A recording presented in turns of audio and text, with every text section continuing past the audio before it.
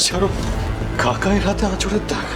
শহরের বাবু, আমি বুঝতে পারছি আপনার কথাগুলো মানতে খুব কষ্ট হচ্ছে। বিশ্বাস করুন, আমিও চাই আমার ধারণাটা যেন মিথ্যে হয়। কিন্তু বৌদি, তুমি চাইলেই তো তোমার ধারণাটা মিথ্যে হয়ে যাবে না। এর পেছনে আমাদের আসল সত্যিটা খুঁজে বার করতে হবে। একদমই তাই। সবার আগে আমাদের জানতে হবে কাকাইয়ের হাতের ক্ষত চিহ্নটা এলো কোথা থেকে। Hello hello hello hello hello, শুনতে পাচ্ছ? কিছু কিছু শোনাই যাচ্ছে না। হ্যালো মা, মা বলো না, কি বলবে? হ্যালো, কে বলছেন? শোনা যাচ্ছে না, একটু জোরে বলুন তো। কিচ্ছু শোনা যাচ্ছে না, কে বলছেন ভাই? মানেটা কি? হ্যাঁ, তুমি নিজে ফোন করে আমাকে জিজ্ঞেস করছো যে কাকে চাই? আরে বাবা, আমি চুমকি বলছি। চুমকি আরে বয়সের সাথে আমার কানটা গেছে নাকি? কিছু শুনতে পাচ্ছি না, খুব শব্দ হচ্ছে, আওয়াজ হচ্ছে চারদিক থেকে, একটু জোরে বলুন। বাবা, আমি কেন শুনতে পাবো না? আমার তো কান দুটো ঠিক আছে। বলো, কি বলবে? হ্যালো চুমকি, ওরে চুমকি রে, শুনতে পাচ্ছিস কি? ভাই, এবার মাইক নিয়ে বলবো কি? হ্যাঁ, আমি এর থেকে বেশি জোরে এখানে বলা যাবে না, সবাই দাঁড়িয়ে আছে আমার সামনে। ওরে বাবা রে, চারদিকে খুব শব্দ হচ্ছে, আওয়াজ হচ্ছে, একটু জোরে বল না। আচ্ছা আচ্ছা, ঠিক আছে। বাবা, চেঁচিও না, দাঁড়াও। শোনো না, এখানে খুব নেটওয়ার্ক প্রবলেম হচ্ছে, চারপাশে খুব আওয়াজও হচ্ছে। দাঁড়াও, আমি না ছাদে যাচ্ছি। চেঁচিও না, আমি ছাদে যাচ্ছি, শুনতে পাবে তুমি। দাঁড়াও দাঁড়াও।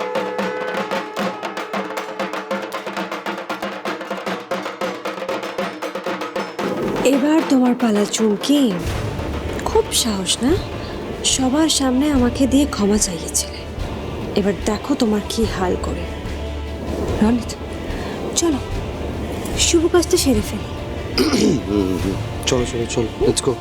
ও যখন এত এদিক ওদিক সেদিকে চারুকে দেখতে পাচ্ছে, তখন ওকে কষ্ট টষ্ট না দিয়ে একদম চারুর কাছেই পাঠিয়ে দিই। মল্লিকা,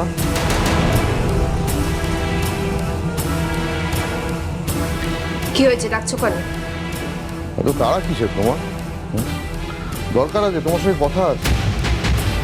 তোমার সঙ্গে আমার আর কোনো কথাই থাকতে পারে না। আছে আছে, নাহলে কি আর আমি এমনি এমনি নিচ থেকে উঠে আসি? কথাটা শোনোই না।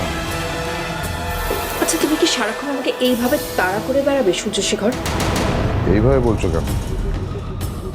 ভালোবাসি তাই তো কাছে আসি। আসলে কি বলতো, মনে শান্তি হচ্ছে না। তার জন্য তুমি আমাকে দায়ী করতে পারো না। না, ভাবলাম তোমার সঙ্গে কথা বলে যদি একটু শান্তি পাই। তোমার সঙ্গে কথা বলাটা খুব দরকারি হয়ে পড়েছে মল্লিকা। কিসের দরকার সূর্যশেখর? তুমি আজ অবধি আমাকে যা যা বলে এসেছো আমি সবটাই করেছি, আমার মতের বিরুদ্ধে যদি, তবুও তোমার দরকার ফুরোচ্ছে না। সবটা আর ফুরাচ্ছে কই, কিছু না কিছু তো বাকি থেকেই যাচ্ছে। আর কি বাকি থাকতে পারে? আমি তো তোমার ইচ্ছে পূরণ সবটাই করেছি, কেন তুমি আমাকে বারবার বিরক্ত করে চলেছো? বিশ্বাস করো মল্লিকা, আমি তোমাকে বিন্দু মাত্র বিরক্ত করতে চাই না, কিন্তু তুমি আমাকে বাধ্য করছো তোমাকে বিরক্ত করতে। আমি তোমাকে বাধ্য করেছি? হ্যাঁ হ্যাঁ, তুমি। আমি যতবার চেয়েছি তুমি আমার কথা মতন আমার দেখানো পথে চলবে, তুমি ততবার পথ বদলেছ। এই মল্লিক বাড়িতে এখন এমন অনেকেই আসছে যাদের তো আসার কথা নয় মল্লিকা। তুমি কার কথা বলছো সূর্যশেখর? আমি কিছুই বুঝতে পারছি না।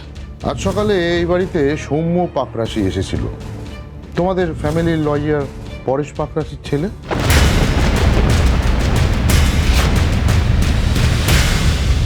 তাহলে সময় নষ্ট করে লাভ কি? কাকার থেকে আসল কথাটা জেনে নেওয়াই ভালো। অংশু, এই সময় কাকাকে কোথায় পাবো বলতো? দাঁড়া ভাই, 1 মিনিট দাঁড়া। তোর কি মনে হয় বলতো, তুই কাকামণিকে জিজ্ঞেস করবে, কাকামণি গড় করে সব সত্যিটা বলে দেবে? হ্যাঁ, বলে দেবে। কাকাকে কিছু জিজ্ঞেস করে কাকা আমাকে বলতে বাধ্য, বলবে না সেটা হতে পারে না। দাদা ভাই, অনেক কিছুই হতে পারে না, কিন্তু হচ্ছে তো। কি বলতে চাইছিস?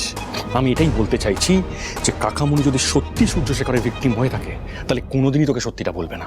অংশু, তোর কথা যদি মেনেও নি, তাহলে আমাদের চুপ করে বসে থাকলে চলবে না। কাকা যদি না বলে আমাদের কাকাকে বলাতে হবে, আর আমি চারুর কথা ছেড়েই দিলাম।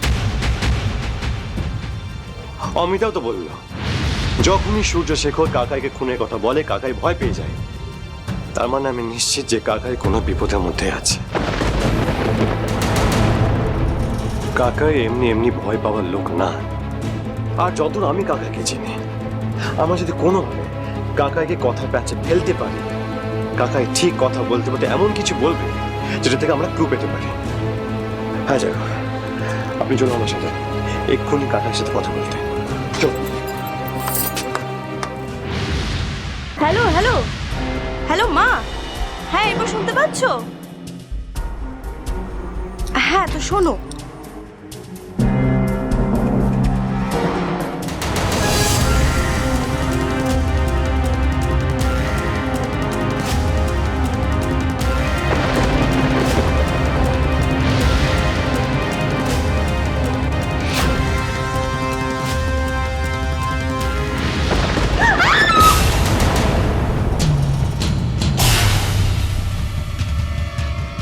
বিদায় চুমকি, চির বিদায়। এখান থেকে নিচে পড়লে বাঁচার চান্স তোমার খুব কম। ইনকেস যদি ভাগ্য ভালো থাকে তাহলে বেঁচে যেতে পারো, বাট স্টিল কি লাভ? বেঁচে গেলেও আগের মতো আর অবিরাম বকবক করতে পারবে না। খুব চালাক না তুমি, আমাকে অপমান করা। মিশমি দাসের আঁতে ঘা লাগলে মিশমি দাস মানুষ খুন করতে একবারও ভাবে না।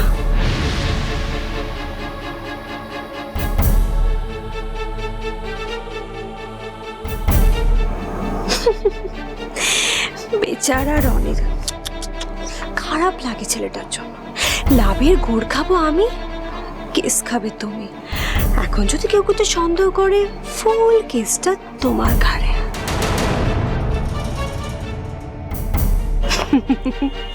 Well done Ronit, I am proud of you, good job. তবে এখানে না বেশিক্ষণ থাকা যাবে না, কেউ সন্দেহ করতে পারে। নিচে চলো। হ্যাঁ চলো চলো চলো।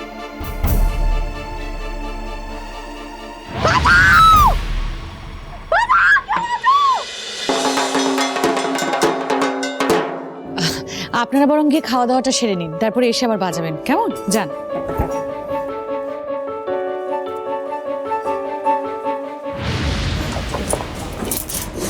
স্বপ্নিত, ঢাকের রাস্তায় মেয়ে গেলে চুমকি চিৎকার শোনা যাবে তো। কি হবে এবার? কিছু একটা করো না। আমি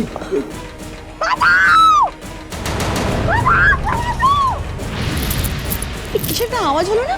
হ্যাঁ, কে একটা চিৎকার করলো মনে হলো। হ্যাঁ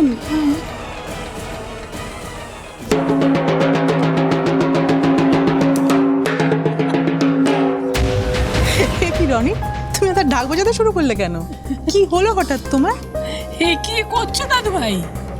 দিদুন, আমাকে তোমরা পাত্তাই দাও না, সব সময় ব্রোকে বেশি ভালোবাসো। ভাবো আমি কিছুই জানি না। এইবার দেখো আমার হাতের ম্যাজিক।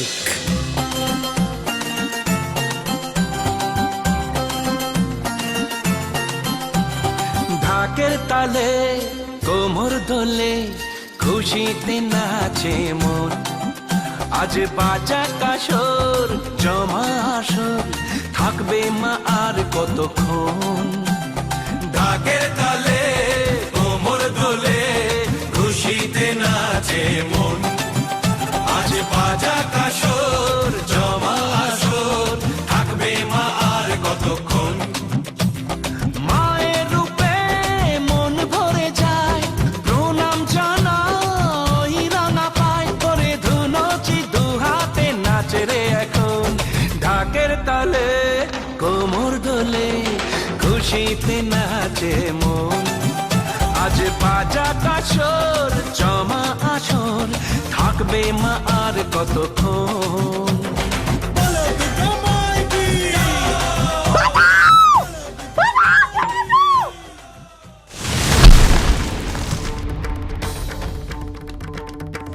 কিরম বিভৎস একটা আওয়াজ শুনতে পেলাম না? হ্যাঁ, আমিও তো শুনতে পেলাম এদিক থেকে।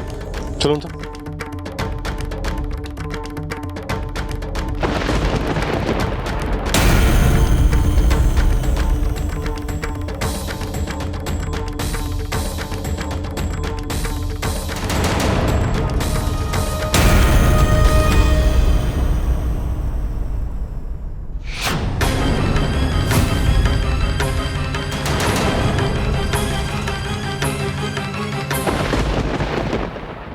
মা, আমি যে সিদ্ধান্তটা নিয়েছি, আমি সব জ্ঞানে নিয়েছি।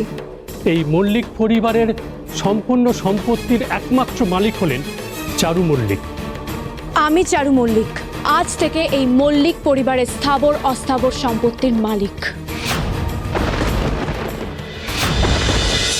ঝিরে বাতি